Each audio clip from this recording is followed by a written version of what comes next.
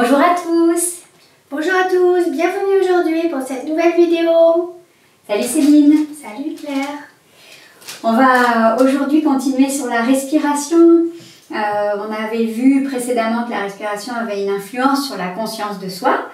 On va maintenant continuer pour montrer à quel point elle influence notre psychisme.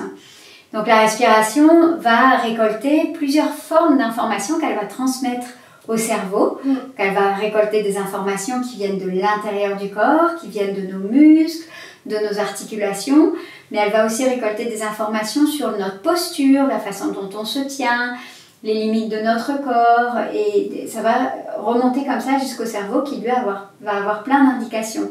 Il y a aussi d'autres informations que va récolter la respiration qui viennent de l'extérieur du corps, et ça va être par l'air qui entre dans nos narines. Il y a des petits cils à l'intérieur des narines qui vont détecter par exemple l'humidité qu'il y a à l'extérieur, les odeurs, la température. Oui, exactement, la température, et de toutes ces informations, notre cerveau va savoir si on est en sécurité, bien installé, tranquille, ou s'il faut lui qui donne des ordres d'alerte ou de stress par exemple. Mais ça va aussi influer sur notre façon de réfléchir et notre mental. Donc c'est dans ce retour-là, il y a des études récentes qui viennent du laboratoire de neurophysiologie respiratoire. De l'INSERM. Voilà, celui de l'INSERM, qui ont montré que lorsque la respiration était perturbée, à quel point, du coup, tout notre comportement s'en trouvait perturbé aussi, parce que le cerveau donne des mauvais ordres. Bah oui, c'est ça. Hein. L'autre fois, j'ai essayé d'enfiler un fil dans une aiguille pour coudre un bouton, et en fait, je me suis rendu compte que je bloquais ma respiration pour augmenter ma concentration. Et je fais la même chose quand je suis stressée. J'ai tendance en fait à ne pas respirer quand je suis stressée. Et en fait, ça me stresse encore plus. Depuis cette prise de conscience, j'essaie de rester un peu plus, enfin de faire attention et puis de maintenir fluide ma respiration, et ça va mieux.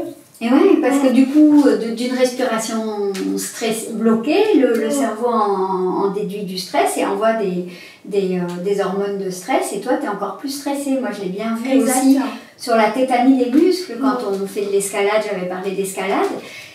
Bloquer sa respiration, si j'ai un coup de stress, ça peut arriver, mais ce qui se passe, c'est qu'ensuite j'ai vraiment des douleurs musculaires, alors que si je suis attentive à garder ma respiration fluide et à prendre le temps de me reconnecter avec elle, je suis beaucoup plus endurante. Quand la respiration est bloquée ou elle est perturbée, la ressentir, se connecter à elle permet en fait de mieux la réguler. Et donc le stress diminue, le corps va s'apaiser, il va se détendre, les muscles vont mieux s'oxygéner, et on sera plus en mesure en fait d'accueillir et peut-être apaiser les émotions et la douleur. Et ce qu'on sait aussi, c'est que ça influence notre capacité à raisonner aussi, à réfléchir. Et tout le psychisme s'en ressent, exactement. C'est intéressant. Ouais. Voilà. Ben, nous, ça nous intéresse tout ça. J'espère que vous aussi. Et puis à la semaine prochaine. À très bientôt. Et puis ne bloquez pas votre respiration quand vous essayez de filer, enfin de mettre un fil dans votre aiguille, hein, si vous devez coudre un bouton. À bientôt.